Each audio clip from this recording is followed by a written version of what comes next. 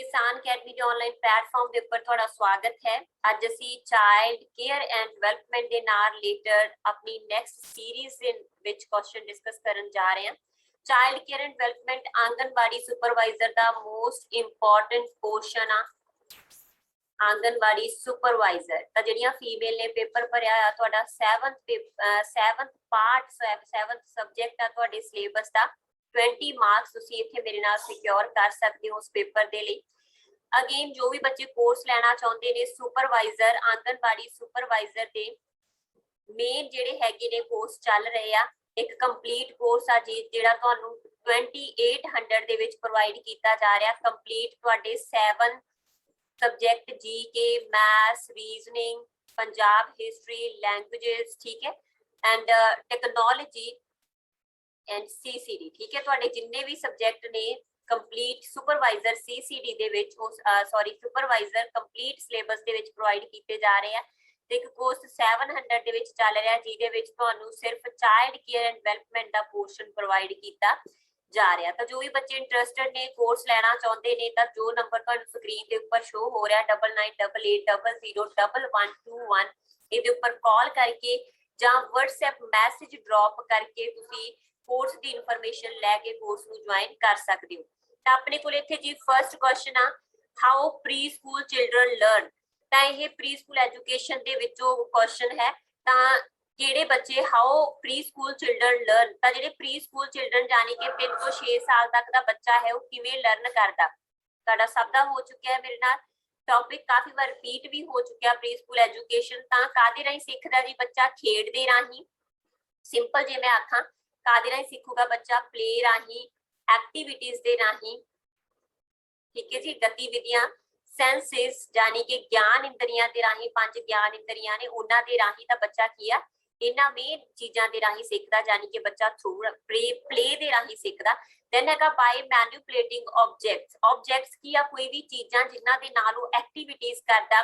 ਕੋਈ ਕਲੇ ਹੋ ਗਿਆ ਕੋਈ ਪੇਂਟਿੰਗਸ ਹੋ ਗਈਆਂ ਤਾਂ ਜਿਹੜੇ ਮੈਨੂਪਲੇਟਿੰਗ ਆਬਜੈਕਟਸ ਨੇ ਕੋਈ ਵਸਤਾਂ ਨੇ ਉਹਨਾਂ ਦੇ ਨਾਲ ਉਹ एक्सप्लोर करके उन्होंने मैनिपुलेट करके जिहड़ा है लर्न करता। इस तो बिना bye exploring the world around them एक बच्चे दे आसे पासे दी जिवें दी एक्सप्लोरेशन हैगी आ जिवें दा वातावरण है बच्चा उहनूं देख के जानी कि अपनी सेंसेस ला के ओहदे विचों लर्न करदा। तां आंसर अपने कोल की आ गया ऑल ऑफ दीज। तां बच्चा इन्हां सारियां चीज़ां दे राहीं लर्न करदा।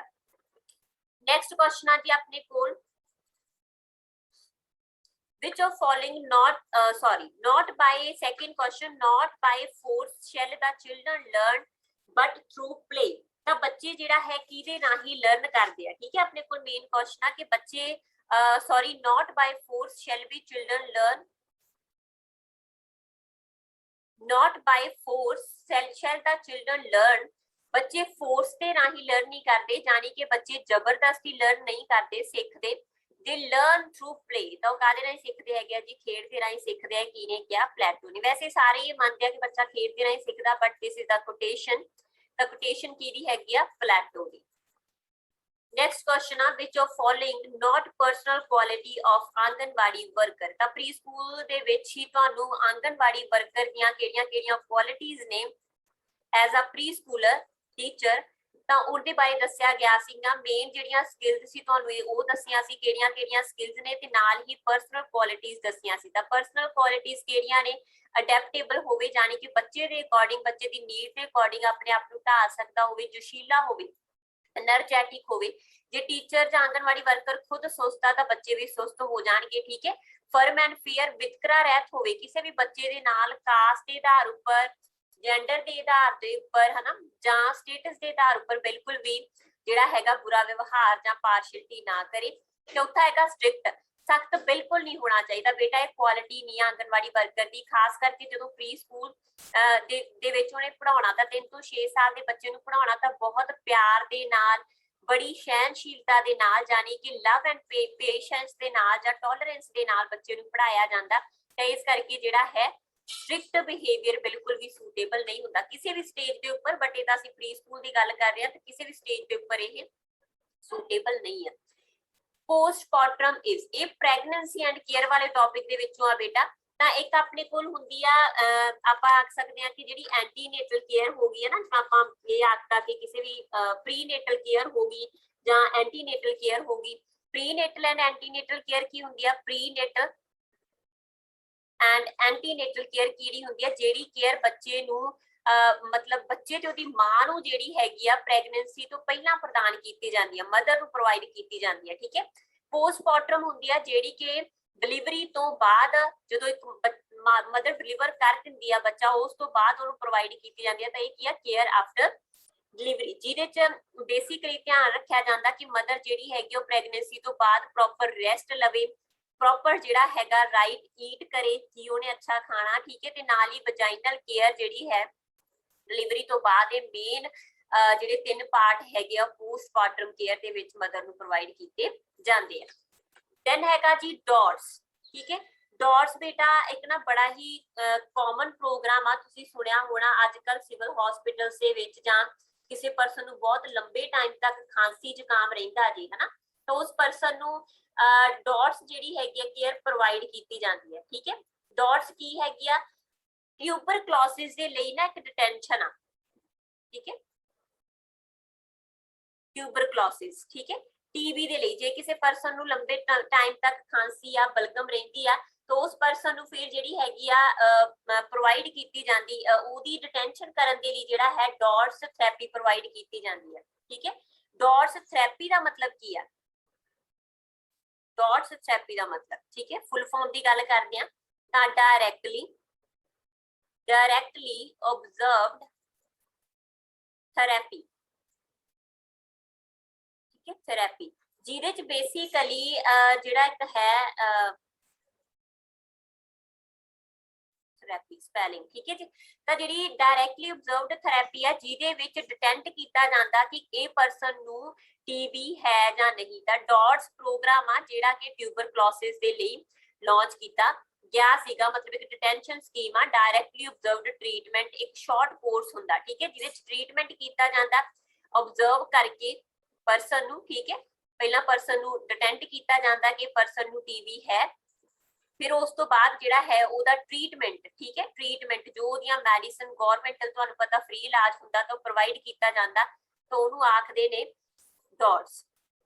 Next question ਆਪਣੇ ਕੋਲ PEM is mostly seen and has the most destructive consequences in the PM ਬੇਟਾ ਕੀ ਹੈਗੀ ਆ? ਪ੍ਰੋਟੀਨ એનર્ਜੀ malnutrition, ਠੀਕ ਹੈ, ਪ੍ਰੋਟੀਨ એનર્ਜੀ malnutrition, ਜਿਹਦੇ ਚ ਤੁਹਾਨੂੰ ਇਸ ਪ੍ਰੋਟੀਨ ਦੀ ਕਮੀ ਦੇ ਕਰਕੇ 2 ਬਿਮਾਰੀਆਂ ਮੇਨ ਕੁਆਸੀਓਕਰ, ਜਿਹੜੀ ਮੈਂ ਤੁਹਾਨੂੰ ਬਹੁਤ ਵਾਰ ਕੁਐਸਚਨਾਂ ਦੇ ਵਿੱਚ ਵੀ ਕਰਵਾ ਚੁੱਕੀ ਹਾਂ, ਕੁਆਸੀਓਕਰ ਐਂਡ ਮਰਾਸਮਸ, ਠੀਕ ਹੈ, ਹੋ ਜਾਂਦੀਆਂ।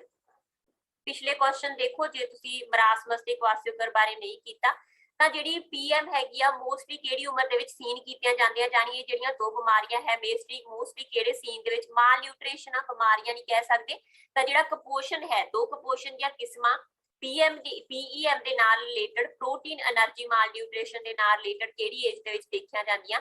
ਇਨਫੈਂਸੀ ਐਂਡ अर्ਲੀ ਚਾਈਲਡਹੁੱਡ। ਤਾਂ ਇਹ ਬੇਸਿਕਲੀ ਬਰਥ ਤੋਂ ਬਾਅਦ ਤੇ ਟਿਲ 5 ਈਅਰ ਤੱਕ ਬੱਚਿਆਂ ਦੇ ਵਿੱਚ ਜਿਹੜੀ ਹੈਗੀ ਆ ਇਹ ਸਮੱਸਿਆ ਜਾਂ ਪੀਐਮ ਦੀ ਸਮੱਸਿਆ ਦੇਖੀ ਜਾਂਦੀ ਹੈ। When egg fertilized outside uterus in fallopian tube called, ਤੈਨੂੰ ਆਖਦੇ ਨੇ ਜੀ ਇਕਟੋਪਿਕ ਪ੍ਰੈਗਨੈਂਸੀ।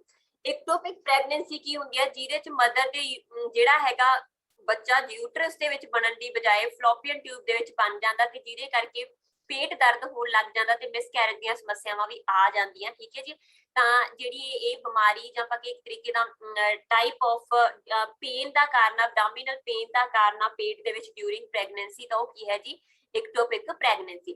ਪ੍ਰੀਮੈਚੁਰ ਲੇਬਰ ਹੁੰਦੀ ਹੈ ਜਦੋਂ ਬੱਚਾ 7ਵੇਂ ਹਫਤੇ ਦੇ ਵਿੱਚ ਹੀ ਜਨਮ ਲੈਣ ਲੱਗਦਾ, ਠੀਕ ਹੈ, ਕਿਉਂਕਿ ਜਿਹੜਾ ਆਈਡਲ ਪੀਰੀਅਡ ਆ ਉਹ 40ਵਾਂ ਹਫਤਾ, 39ਵਾਂ ਤੇ 40ਵਾਂ ਹਫਤਾ ਮੰਨਿਆ ਜਾਂਦਾ। ਤਾਂ ਜੇ ਬੱਚਾ 7ਵੇਂ ਹਫਤੇ ਦੇ ਵਿੱਚ ਜਨਮ ਲੈਂਦਾ ਤਾਂ ਉਹਨੂੰ ਕਹਿੰਦੇ ਨੇ ਜੀ ਪ੍ਰੀਮੈਚੁਰ ਲੇਬਰ, ਠੀਕ ਹੈ। ਪਲੇਜ਼ੈਂਟਾ ਅਬਜ਼ਰਪਸ਼ਨ ਹੁੰਦਾ ਜਦੋਂ ਪਲੇਜ਼ੈਂਟਾ ਜਿਹੜਾ ਹੈਗਾ ਯੂਟਰਸ ਤੋਂ ਬਾਹਰ ਆ ਜਾਂਦਾ, ਤਾਂ ਉਸ ਚੀਜ਼ ਨੂੰ ਜਿਹੜਾ ਹੈ ਇਹ ਫੀਮੇਲ ਦੇ ਨਾਲ ਰਿਲੇਟਡ ਆ, ਪ੍ਰੈਗਨੈਂਸੀ ਦੇ ਨਾਲ ਰਿਲੇਟਡ ਆ, ਜੋ ਤੁਹਾਡਾ ਕਲਾਸਿਸ ਦੇ ਵਿੱਚ ਹੋ ਚੁੱਕਿਆ, ਠੀਕ ਹੈ ਜੀ।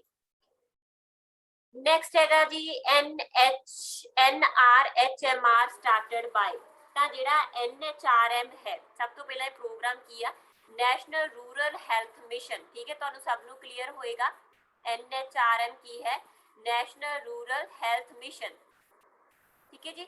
ਤਾਂ ਇਹ ਜਿਹੜਾ ਮਿਸ਼ਨ ਹੈਗਾ 2005 ਦੇ ਵਿੱਚ ਸਟਾਰਟ ਕੀਤਾ ਗਿਆ ਸੀਗਾ, ਕਿਹੜੀ ਮਿਨਿਸਟਰੀ ਦੇ ਦੁਆਰਾ, ministry of health and family welfare ਦੇ ਦੁਆਰਾ, ਬਟ ਕਿਹੜੀ ਗਵਰਨਮੈਂਟ ਦੇ ਅੰਡਰ ਆ, ਗਵਰਨਮੈਂਟ ਆਫ ਇੰਡੀਆ, ਕਿਉਂਕਿ ਭਾਰਤ ਸਰਕਾਰ ਦਾ ਪ੍ਰੋਗਰਾਮ ਆ NRHM national rural health mission.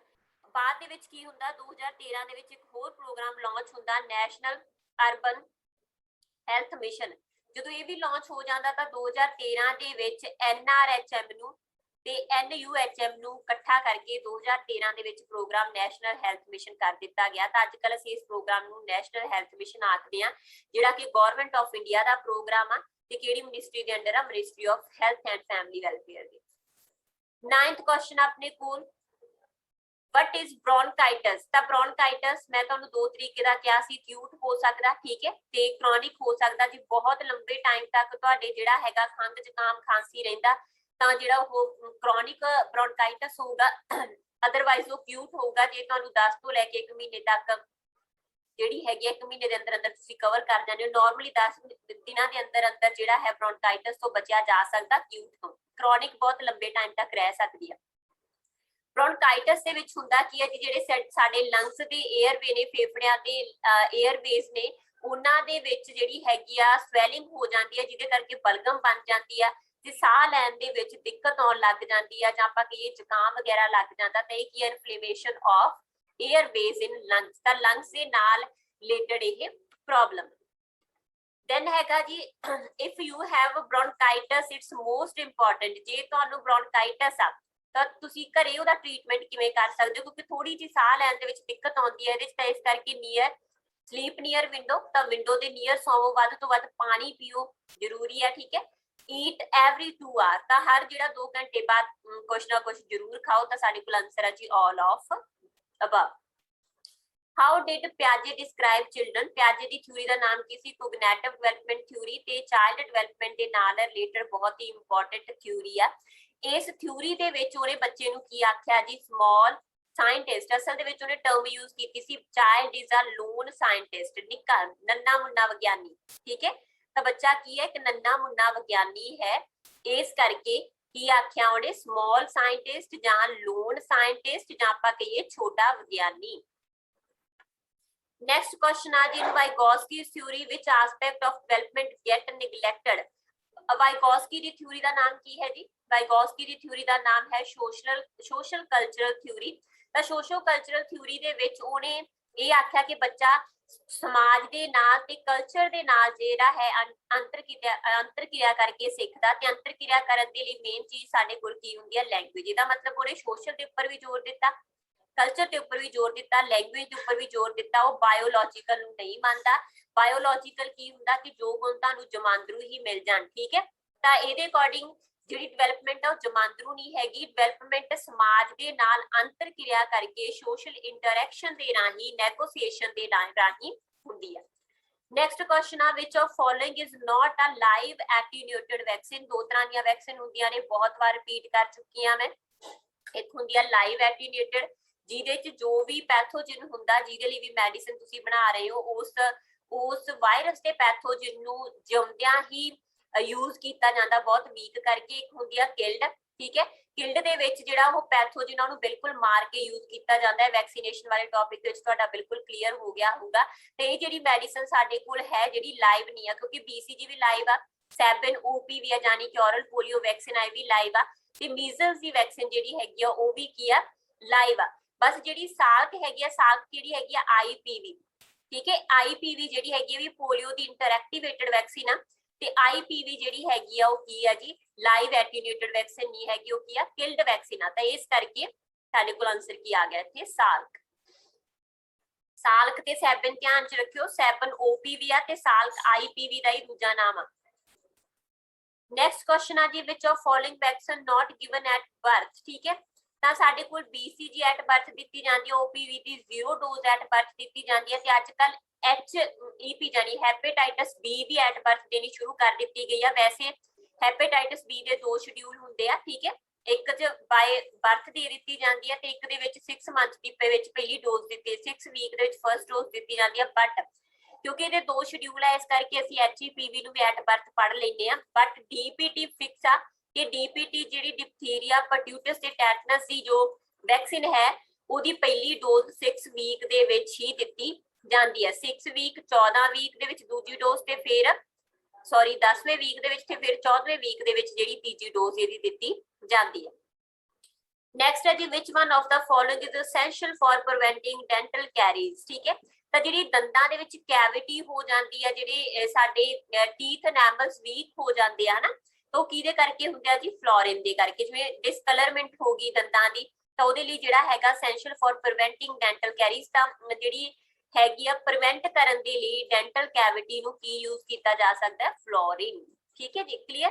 ਤਾਂ ਇਹ ਸੀ ਸਾਡੇ ਅੱਜ ਦੇ MCQ। ਨੈਕਸਟ ਕਲਾਸ ਦੇ ਵਿੱਚ ਨੈਕਸਟ MCQ ਡਿਸਕਸ ਕਰਾਂਗੇ।